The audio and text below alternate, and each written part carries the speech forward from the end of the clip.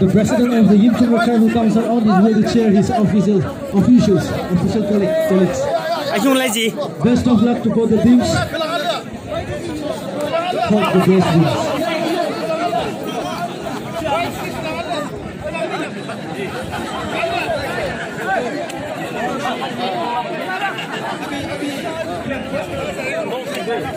Punching love that was the total jump.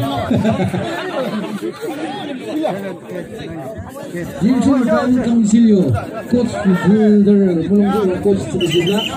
All the best.